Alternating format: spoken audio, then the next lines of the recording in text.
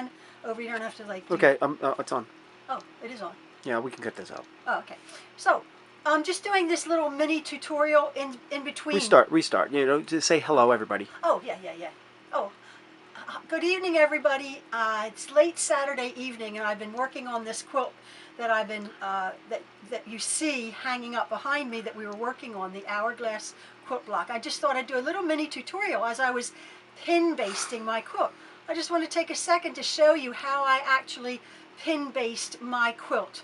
I take my big sewing machine off, and I do the backing fabric. I stitch my backing fabric together to make the size of my backing, and then the batting I always have used it's called Warm and Plush batting from the Warm Company.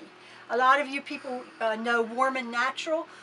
I find Warm and Plush, which is a little bit more expensive, and I get it by the 15 or 25 yard rolls from Amazon. It's more expensive, but it's a little bit thicker. It harkens back for me to when I started quilting.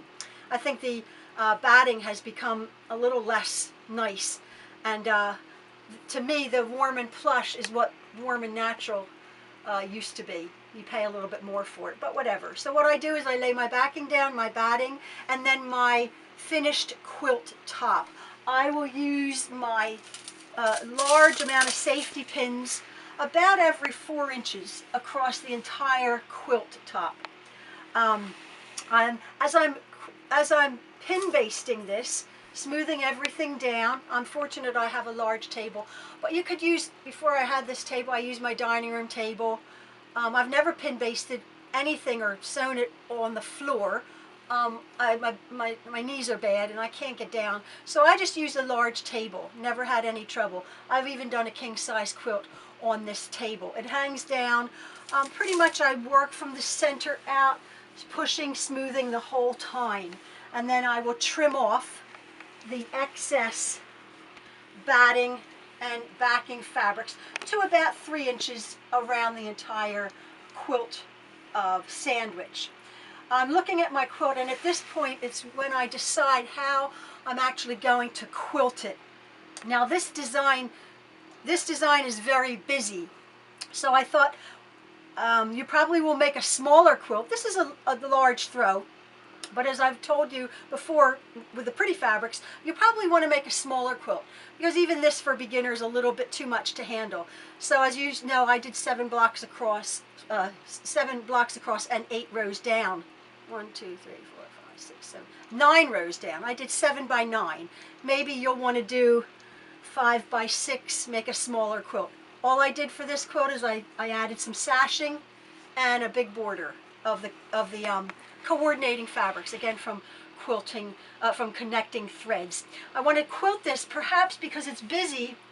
I thought I'm just probably going to quilt in the ditch, which is just in the seams of this quilt. It's quite easy. There's no fancy free motion quilting.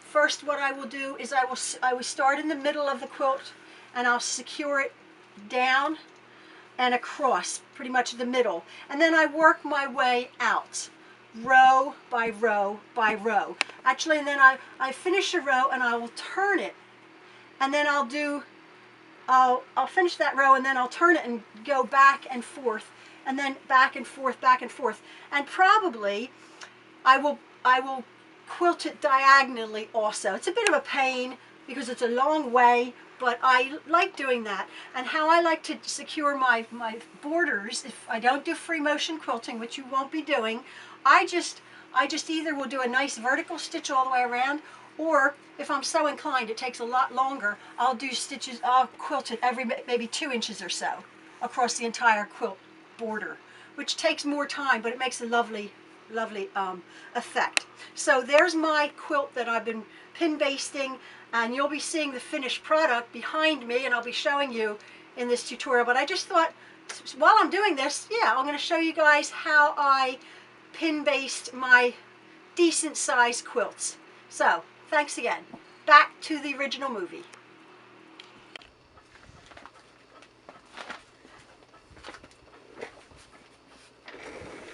So I'm just ready to quilt my quilt. What I've done is I've stitched in. So here I am. I just thought while I'm quilting my quilt, I'll just set my camera up to show you how I'm actually going to quilt it. I'll probably do another tutorial on really the proper, but I've just done this really quick. What I've done is, as you know, I've sandwiched it together with my backing, my batting, and my top with safety pins across the top of my quilt. What I've done also is I've stitched in the ditch along the rows. Each row I've just gone along with, I've used this tan thread and a white bobbin thread. Even though there's no white on here, it doesn't show up. I use a white bobbin thread. So I've done each row across and down. Now what I thought I'd do, just to make it a little bit more interesting, instead of stitching in the ditch, in the actual hourglass from end to end, I'm going to be stitching about, to make this seem sort of like a relief, like more quilty, I'm going to be putting my presser foot about 1/4 of an inch away from that seam, or 1/2 inch, whatever you want, and coming down. And what I'm going to be doing is I'm going to be stitching along here and along here, so to make a nice wider stitch. So remember how we do this. You put your needle down to start your quilting stitch. You put your needle down so as not to have all those birds' nests in the bottom of your quilt. Put your needle down and you take one stitch, and remember that little hook underneath in the bobbin that pulls up your bobbin thread. You pull up that bobbin thread, and so you have both threads in your hand. You bring them around and underneath your presser foot. And I go right, see where this sashing is near the border? I'll go right down there, and then I'll just take a few stitches right in that hole to secure the stitches. So just take a few stitches. Now what I always do is I eyeball where I'm going to be going. So I want to be going from here to this point here. And I'll just show you obviously just a few quilting stitches. And then from this one I'll go from here, and then because of the blocks you might get a bit screwed up. You want to follow that right down, and it crosses like 3 blocks. So I'll show you. This is my little corner block. Now I'm going to be going all the way across the diagonals of these hourglass blocks to quilt them. So I've secured my little stitch there, but my hands don't get in the way.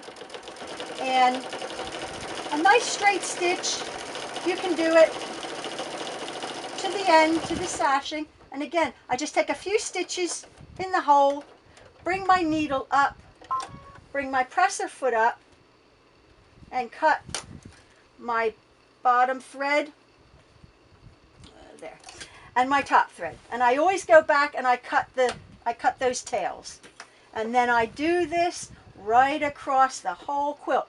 And on this side of this seam, I want to go about up there to the border up here, to the sashing. Put my needle down, bring my bobbin thread up and through, holding it on, holding it back down. I'm just starting here, and a few stitches, and then go along. And again, it's about the same width. I think it's very important that you quilt. When you actually quilt the quilt, you quilt it evenly across the entire quilt. So whether that means you're an inch, like this is about 2 inches, or 1.5 inches to 2 inch gap at most across my whole quilt. That way it's an even if you're like doing tiny little stippling, you need to have it evenly. Or even if you're doing just, I could have just stitched this. Read the instructions or read the recommendations on your quilting package. It will say you can stitches between 3 inches apart, 5 inches apart, 2 inches apart. Some battings you can stitch up to 8 inches apart, which means the batting underneath, the batting here won't shift. I always like to try to do within 2.5 to 3 inches of my batting, of my quilting. And actually I do that because I don't like densely quilted quilts. I believe that the air between the fabric is what, well, it is. The air is what insulates and makes a quilt warmer. So just remember, the rule of thumb is the more you quilt, the closer you quilt your quilting stitches, the less warm your quilt will be. So the fluffier, the further apart your quilting stitches, the fluffier your quilt will be, and by sheer fact that there's more air insulating, the warmer your quilt will be. So I'll just finish this quilting stitch, just eyeballing it, just seeing where I'm going. Always remember where you're going.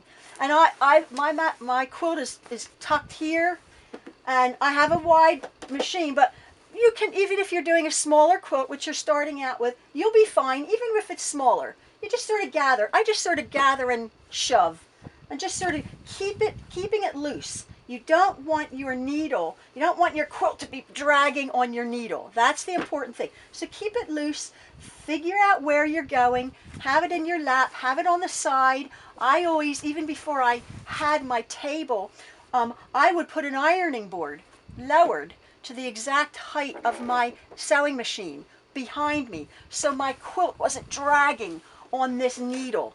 You want it loose. You want your quilting loose, and you always want to see where you're going. So I'll just finish this up.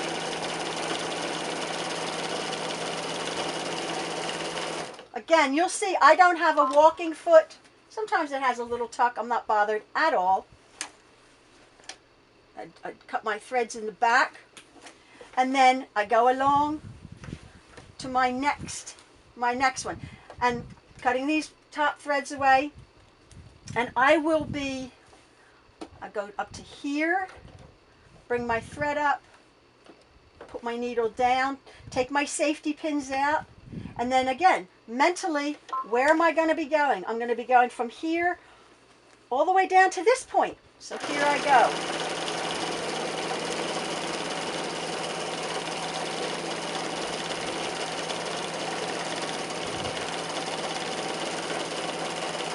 And then just a few stitches in the same hole to secure that. I will be doing that the entire quilt top, all the way here, and then all the way on these. And it just makes a nice quilty effect. So I'm just going to continue quilting my quilt. And this is what's that word? A compilation, yeah, of a few videos I've put together in the process of making our why can't I get that? Our hourglass block. So back to the other video, okay? Thanks.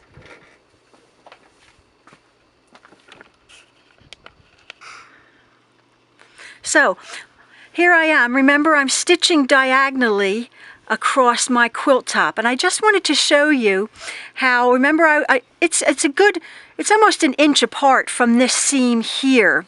So I'm going to be stitching down, and now my lines are intersecting, and I just want to show you, if you wanted to quilt your hourglass quilt top like this, you come down, and it is almost an inch from that center seam, and then here we go. I'm crossing all my quilting stitches, and look where it comes. It comes right to that point on the stitching that I started to go that way. Just a little thing. So when you stitch down like this one, this stitching on this line will come. Oh my goodness! It goes right to that point. Right to that point there, which makes it a nice consistent stitch across. When I go to stitch this quilting stitch, it comes, remember, keep your eye going to it, it's going to go right down to that point there where my stitching, just a little thing, but this is an easy quilt. This is easy to quilt because all you're doing is straight stitching. You're not doing anything fancy, you're just stitching your blocks, but it's going to make an interesting quilt quilt design at the end of the day. Okay, back to the movie. Okay, so I've just finished my quilting of the inside of my quilt top here. All of these hourglass blocks. And as you can tell from the corner where I was starting, I didn't stitch, as you know, the center seam, but I did stitch about an inch away, almost an inch away from the center seam to make this quilting stitch. And if you can see, when you come back down, you're going to stitch all these lines this way, and then you're going to come back this way.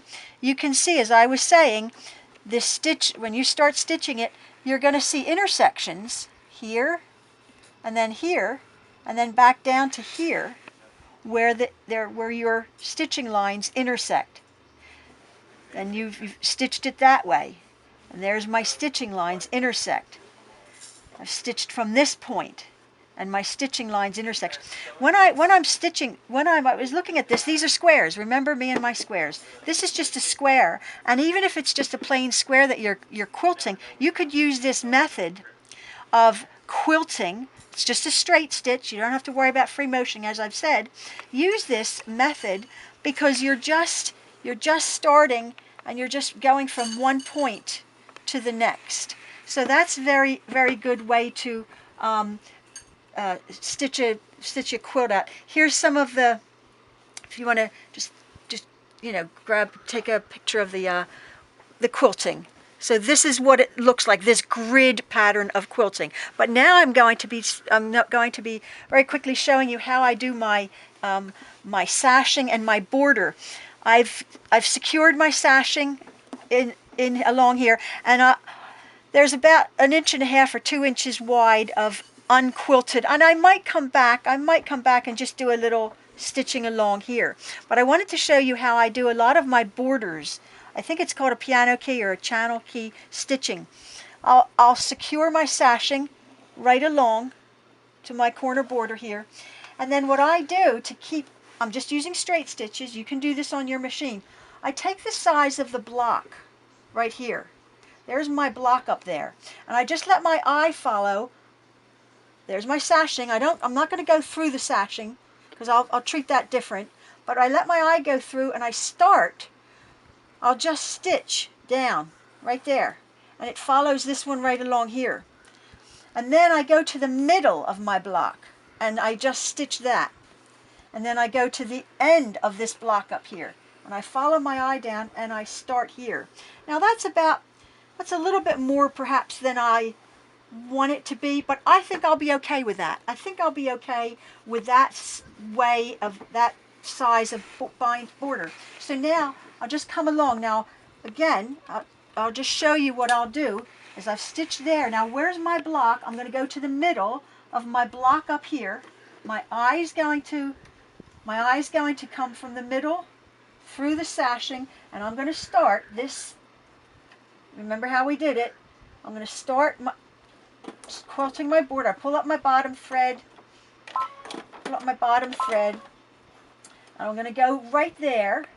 And it's important, pull my threads back, it's important again to sit right in front of your quilt, right in front of where you're stitching. It's right there because you want to keep your quilt border, you want to nice and smooth it out. You want to keep your border nice and straight. So I can't quilt a real straight stitch. Actually, that one a little bit crooked, but it's okay. It's fine. You just come along here.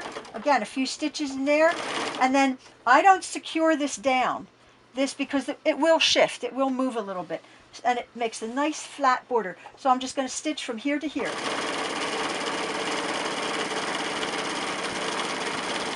And then I go off my batting, and then I just do that, and then I'll trim up my batting. Again, I come back. Now I will go around my whole border like this. Where's my block? There you go. I want to come down here, put it in there, pick up my bobbin thread, go there, and then I'm going to stitch right down there. So just following here. What this will do, right off my quilt. What this will do is it will give a consistent, I'll show you the backing. This is the back of my border. And it's a bit narrower, wider, narrower, wider, narrower, wider. And it goes, that's the way it will go, the whole back of the border. And I like that look. I like that look. Now, the last thing, my corners. So I'll come to this corner. You'll have a square that you haven't done because your block is there and you go off. You find the middle, you go off. You do that, you go off. Tons of stops and starts, but it's easy. So I'm thinking, well, what do I want to do here in my corner block? Sometimes, because there's a diagonal, maybe on this one I'll go to the diagonal, and I'll do it now. I'll just do I'll do a decorative.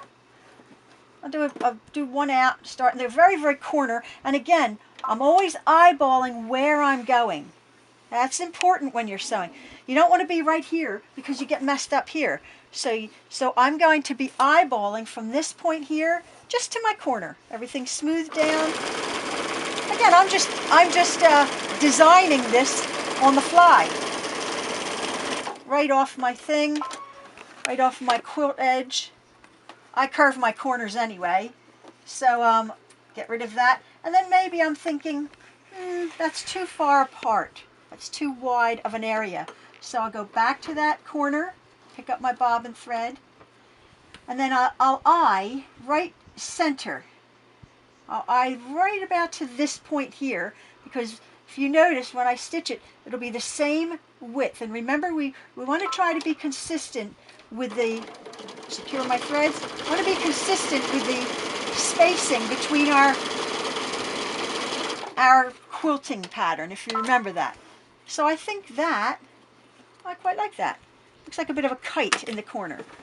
So I come back to this point, pick up my thread, and then again, I will just take it from here to about this point. My eye is coming from there to there. Secure it right off my quilt top. I'll do that with all three corners. Just made a little bit of an interest in my corner blocks there. And so there you go. And there's the backing. Oh, I had a little tuck. That's okay. There's the backing of my pretty quilt. There's the front. So I'll just go along and I'll just stitch it along. I'll do my corner blocks. And then I probably will come back, maybe even with like a pale blue thread. I wouldn't do the tan on the blue. I might change it up, or I may just leave it. Maybe I'll just leave it. So anyway, that was a mini tutorial inside of a tutorial about how I actually quilt my quilts. Thank you. Bye. Okay, so here I am. I just wanted to do really quickly, show you how I bind my things, my quilts. Again, I'll be doing a more detailed tutorial. What I do is I'm working on my quilt here. I make a 2 1/4 inch binding strip, and I cut it in half. And then I sew my binding to the back of my quilt. And then having secured this about 1/4 inch along, 1/8 of an inch along, I sew my binding strip to the back of my quilt, and then I just turn it over to the front. I machine all my bindings except if I'm doing a scalloped edge binding, and I use a straight grain. This binding material that I've chosen for this quilt, actually, because it's blue and brown and cream and tan, I actually bought an ombre fabric. It goes from dark brown to tan to a lighter tan to like this creamy beige, and then back again. I love ombre fabrics for binding because you have a multicolor quilt and you don't know quite what maybe to bind it with. So I use a lot of ombre fabrics in my binding. I can't really ever get this on sale, this fabric, but I only might need for a small throw quilt not even half a yard. So I will splurge on an ombre fabric and then actually that will come to my quilt, my thread of choice. I like to sew lighter thread on darker fabric as opposed to darker thread on lighter fabric. Sometimes I think the darker thread on lighter fabric looks a little bit spidery to me. I think I said that in another video. But I'm just showing you real quick what I've done. I've sewed this on, and I'm going to sew. I'm turning my binding to the front, enclosing all that rubbish, and then with a very close stitch to the edge, a top stitch.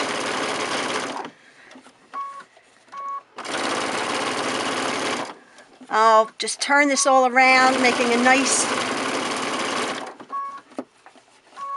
enclosure. Now, as you know, I curve my quilt corners. Because I don't know how to miter. So I curve my corners. So I curved that corner, and here I come. Again, everything is straight right in front of me. You see how that fabric, that color change? It just adds a little bit more interest. So I'm coming down to my curve, and if you cut a nice generous curve, I just pull my fabrics over, this binding will just fold over real neatly. I just keep my binding real loose when I attach it, and then very slowly, bite by bite, stitch by stitch. I hope my hands aren't in the way, they probably are. I just tuck that binding around, keep moving my quilt just, you know, centimeter by centimeter. Just turn that around, and look how nice. No mitering. It curves right around on that curve. Again, I'm keeping the fabric right in front of me. Just turn that around. Slowly smoothing. Coming along the straightaway. My fabric's getting a bit darker, so my binding here will be light, dark, light, dark. I just think it's real pretty. Coming around here, it's getting a bit darker. Tuck all that in. And then people have said, you know, I know a lot of you like to hand sew your binding, which is fabulous, which is super, you know, good for you. I don't have a lot to do. I'm a busy person, so I like stitching it down. People said, well, I wonder what the back looks like because you're sewing it. I'm concerned about the front of my quilt, and I've done this enough that I can make a nice stitching right along there. It takes practice, it does, but my back of my quilt, my thing, it's just where it is. It's just a machined stitch binding there along. Sometimes it goes there. That's fine. It goes there. It's machined. To my mind, it's stronger than I could ever hand sew it. So more power to you folks that actually hand sew your bindings. I'm in all of that because it takes hours, and this actually takes minutes for me to do it. So I sew my binding to my backing, I turn it over, and I stitch it down. But I'll be showing a little bit more of an in-depth tutorial on how I do that and how I actually curve my corners. There's a nice curve, no miters, the look of a curved corner. So there you go. So, okay, thank you.